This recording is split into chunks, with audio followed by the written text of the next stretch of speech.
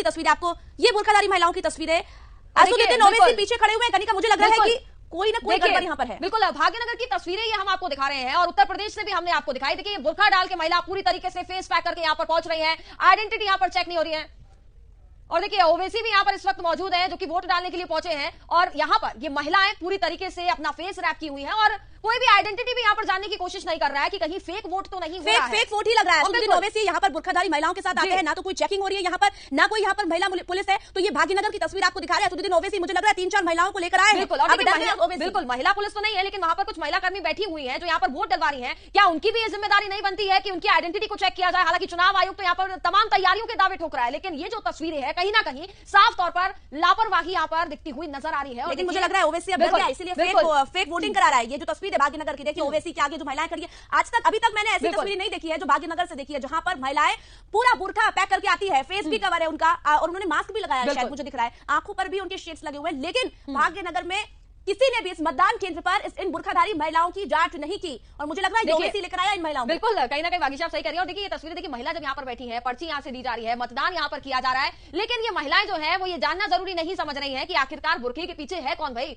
जब यहाँ पर अगर आप वोट डालने के लिए पहुंच रहे हैं तो आपको अपनी आइडेंटिटी छुपाने की क्या जरूरत पड़ जाती है? आइडेंटिटी यहाँ पर क्यों चेक नहीं हो रही है, ये एक बड़ा सवाल है। और देखिए, भाग्यनगर में किस तरीके से ओवैसी यहाँ पर महिलाओं के साथ पहुंचे हैं, महिलाएं यहाँ पर हम देख पा रहे थे, उनके पीछे वो यहाँ पर खड़े हुए थे और मतदान फिलहाल वो कर रहे हैं। लेकिन जिस तरीके से उनसे पहले भारतीय जनता पार्टी के उम्मीदवार माधवी लता ने यहाँ पर वोट किया और अपील भी की और डेवलपमेंट की बात भी उन्होंने यहाँ पर की थी, और साफ तौर पर इस बार मुकाबला तो काफी ज्यादा दिलचस्प होगा और लगता है कि ओवैसी को करारी हार का सामना भी करना पड़ सकता है। तो ये तस्वीरें हम आपको मतदान केंद्र की दिखा रहे हैं, हालांकि मतदान करके वो बाहर निकल चुका है, लेकिन वहीं महिलाओं को हम देख पा रहे हैं जो पीछे इस वक्त मौजूद है। बुर्का उन्होंने पहना हुआ है, पूरी तरीके से फेस को रैप किया हुआ है, आइडेंटिटी यहाँ पर चेक नहीं हो रही है और इस पर कोई सवाल भी खड़े नहीं कर रहा है। प्रशासन की भी क्या तैयारी है वो भी हम इन तस्वीरों के माध्यम से साफ तौर पर देख पा रहे हैं। और जब वोट डालने के लिए मतदान केंद्र के अंदर भी, और देखिए महिलाएं बिल्कुल ओवैसी के साथ साथ यहाँ पर चल रही है। वागीशा, जैसा कि हम बात भी कर रहे हैं कि ओवैसी लगता है इस बार डर गया है और महिलाओं के साथ, यानी यहाँ पर कुछ फेक वोटर ऐसा लग रहा है जो वोट डालने के लिए पहुंच रहे हैं। पर इन महिलाओं ने आखिर मास्क क्यों लगाया है? ये महिलाएं आखिर मास्क हटाने को तैयार क्यों नहीं है? ओवैसी के साथ ही ये महिलाएं आई हुई है और उसके बावजूद भी मतदान केंद्र पर इन महिलाओं से बुर्का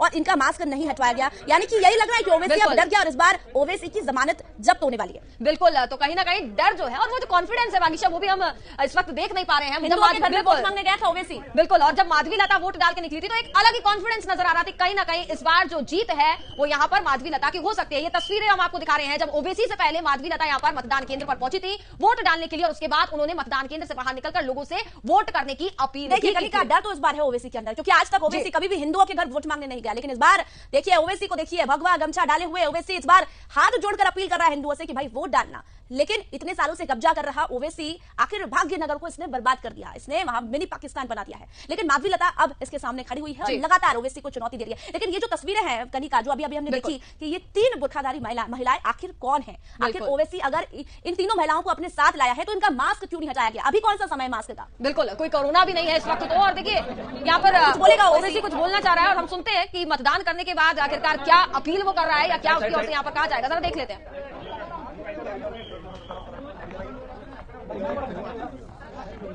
देखिए, ओवैसी आपसे कुछ देर में मतदान करके बाहर आया है और मतदान के लिए वो बातचीत करेगा पत्रकार बंधुओं से। लेकिन ये तस्वीर जो है ओवैसी के साथ आखिर कौन वो महिलाएं हैं जो कि वोट डालने आई थी? मुझे लग रहा है कहीं का फेक बिल्कुल भाग्यनगर में बिल्कुल हार का जो डर है, या तो कहे कि आश्वस्त हो गए कि इस बार हारना ही है, और जो फेक वोटर्स हैं वो यहाँ पर ओवैसी लेकर के पहुंच रहा है। मुझे लग रहा है शायद कुछ कह रहा है, सुनते हैं।